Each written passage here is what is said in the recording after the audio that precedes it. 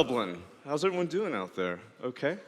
I can't believe we're all going to Lisbon next year. I don't know what the hell happened. Hopefully they'll bring the sheep and the Guinness, because I like the Guinness and the sheep. Never mind. Anyway.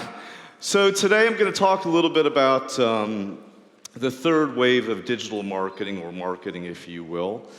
The first wave, of course, was the desktop experience 20-some years ago. The second wave, of course, is mobile, which is still critically important, particularly as you look at the next 3 billion people that will come online over the next few years. Most of those people will obviously be on mobile phones. 70% of new internet users in China are mobile only. And of course, this third wave, which is going to happen over the next couple of years, which I think will probably be the most disruptive thing that we'll see. And when you look at the data, we're about 17 billion objects that are connected right now. That number will go to about 52 billion things. Everything you can think of, your car, your house, your hot tub. This is the big-ass fan in the US that's connected to the Nest system. So it works in conjunction with your thermostat, so it'll go on when it's getting a little too stuffy and hot within the room. So pretty much everything that you can think of is going to get connected to the cloud. You can see a lot of that in some of the rooms here at the conference itself. Wearable tech is one aspect of that, and it's growing by leaps and bounds. So if you look at the data, that'll go to about 180 million units shipped by 2018. And I suspect, who has got some wearable tech on right here? Does anybody have any wearable tech? Oh, come on, you guys. We've got to do a lot better. We've got to get some more steps in during this conference. I'm a little disappointed. But anyway, it is growing in leaps and bounds pretty much everywhere you look at the moment. And that trend will continue over the next few years. It's a pretty expansive space. Is anybody wearing the Love Bra right now out there? Didn't think so. This is from Japan, and it's a bra. And what happens is when your heart rate goes up, it automatically detaches. So very, very simple little wearable technology example there. This next example comes from the UK. This is, I believe, a demo. I'm not sure if they've officially released it yet, but I'll show you the example now.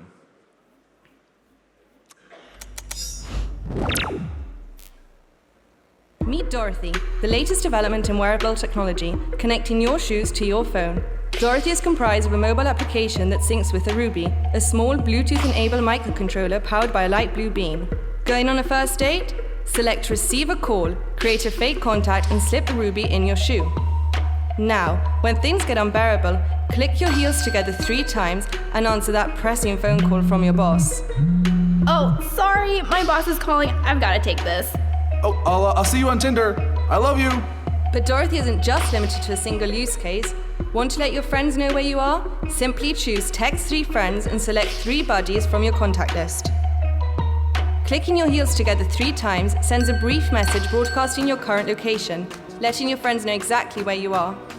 We're already refining our prototype to ensure the Ruby has a sleek, compact enclosure which will allow it to securely and discreetly fasten to almost any shoe. What else can Dorothy do? Summon an Uber, order a pizza. We are hard at work exploring the depths of the if this, then that universe, so that the dreams we dare to dream really do come true.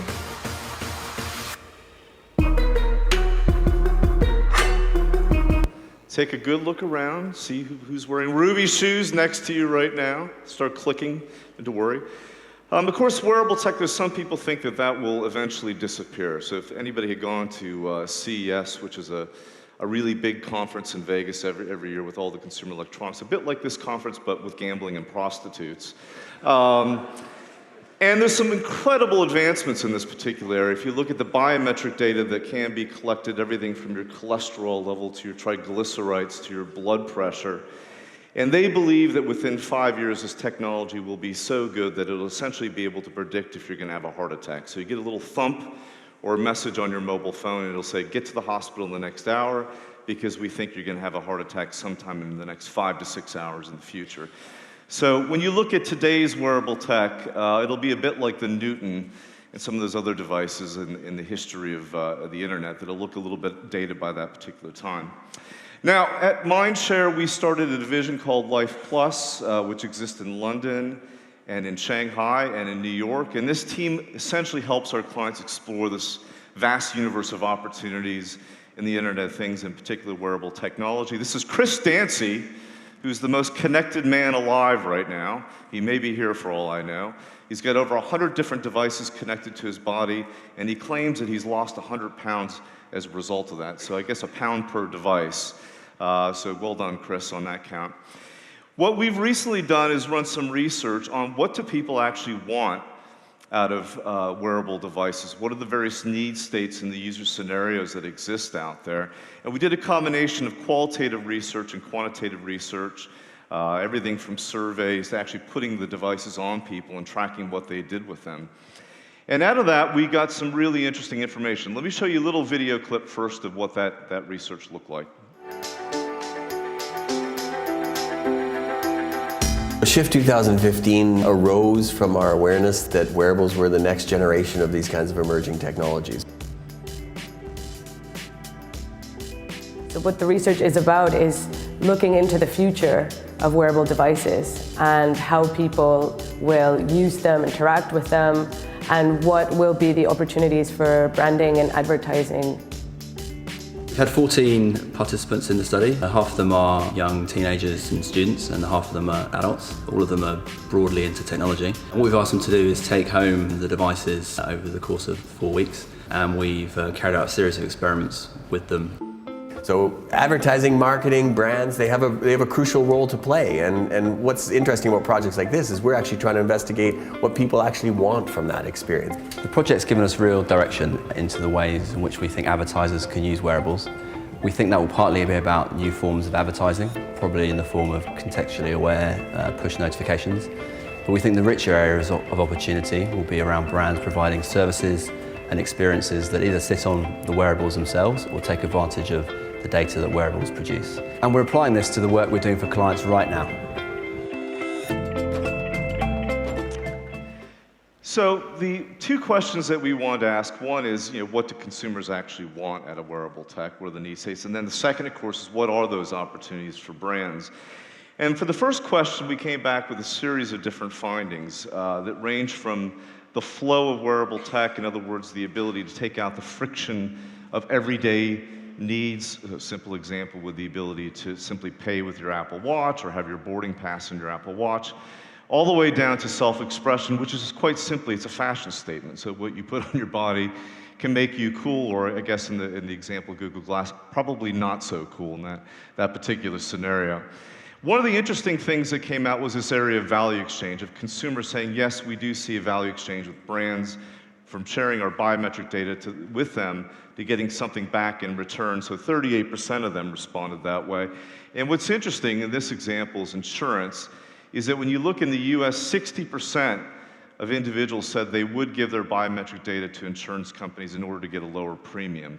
And you've got companies like Cigna that are doing this right now, as well as BP, who've given out 14,000 devices to individuals, again, so they can share their health information to hopefully lower the insurance rates.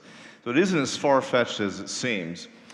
So the other question that we have is, what are the roles for brands? And let me give you 3 different areas that we looked at. One is good old-fashioned advertising. The second is utilities from brands that can sit on wearable tech. And the third is brand experiences using this sort of technology. And let me just give you a few examples of what I mean by that. So in the advertising area, you can think of just a few simple scenarios. One could be, we know that you've taken 10,000 steps. We know that you burn off your calories that you need to burn off at a particular day. We also know from the Weather Channel that it's very hot in the exact location that you are. So as a result of that, you should get a free Magnum ice cream or a promotion on ice cream. And because we know exactly where you are, we can stick that in your Apple Wallet and let you redeem it at the corner shop right then and there. A second user scenario, which is almost the flip side of that, is we know that you haven't slept very well because we've got your sleep data. And in this particular example, you can get a promotion for Starbucks or for some coffee to help you wake up in the morning. Now, the one thing about this area that's quite key is that you don't want to annoy people. It can be quite intrusive. So the example I would give is on the desktop, when we want to market to individuals, it's a bit like asking them out to a dance.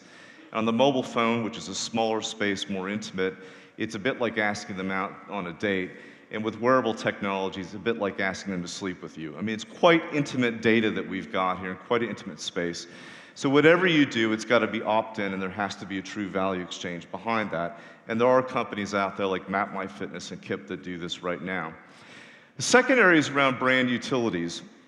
And one example of that could be looking at the broader territory around a particular brand. In this particular case, it's Flora, very focused on people being healthy, particularly for their heart. So the biometric data that we get either from the food that you're eating or from the exercise you're taking, there may be an interesting utility in an app that a Flora could develop.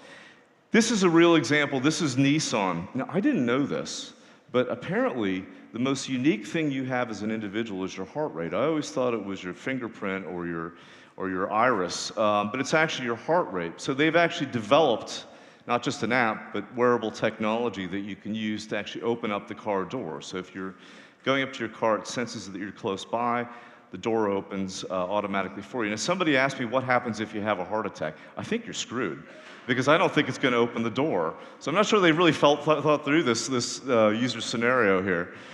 Another example, and Adam mentioned this a little bit earlier, of a company, again, embracing wearable technology. This is the Disney Magic Band.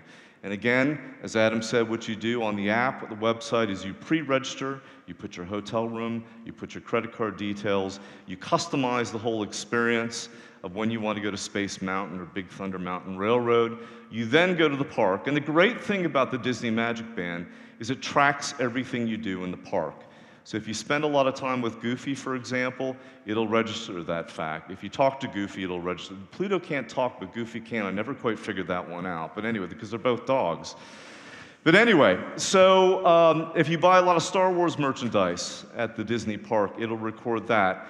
And then you get this synchronicity of the data flow. So when you go back onto the app and back onto the website, Goofy will greet you in person. You'll get promotions for Star Wars merchandise. So you get the synchronous online, offline, back to online data flow. That's quite interesting. The final area is brand experiences. So this is essentially using wearable technology to create some sort of experience with the customer, perhaps capturing that in a video, and then generating some earned media online through Facebook, Twitter, whatever the case may be. This is an example, and you probably haven't thought of wearable technology quite in this way, from our team down in Argentina that they did with Kimberly Clark, which I think is a great illustration of creative use of wearable technology.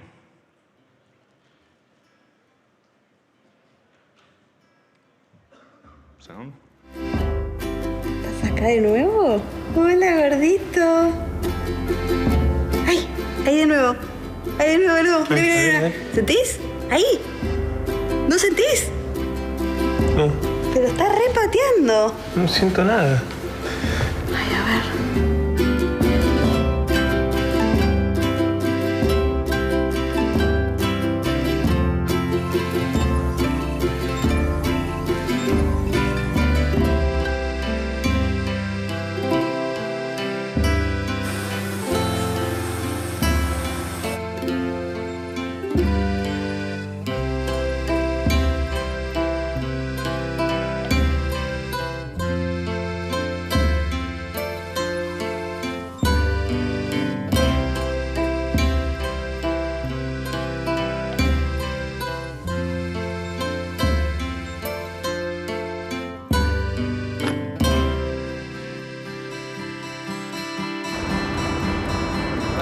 From this day,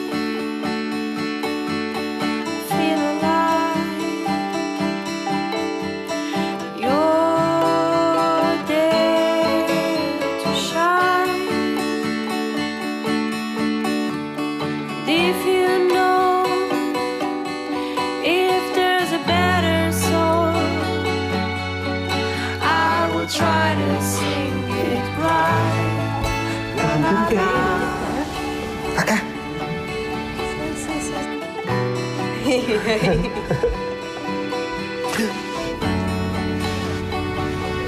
Se está moviendo un montonazo.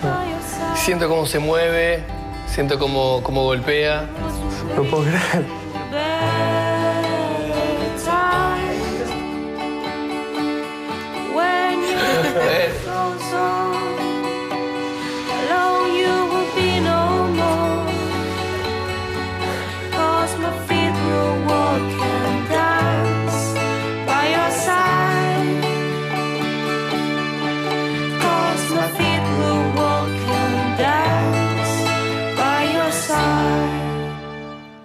That's a really nice example, and it's funny because you play that, and men obviously don't have that experience. So, all the guys in the room get quite emotional and choked up when they see that.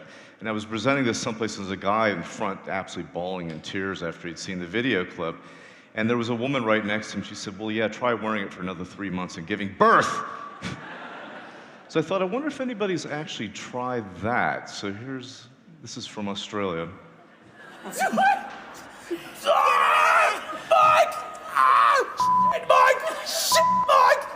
Come on,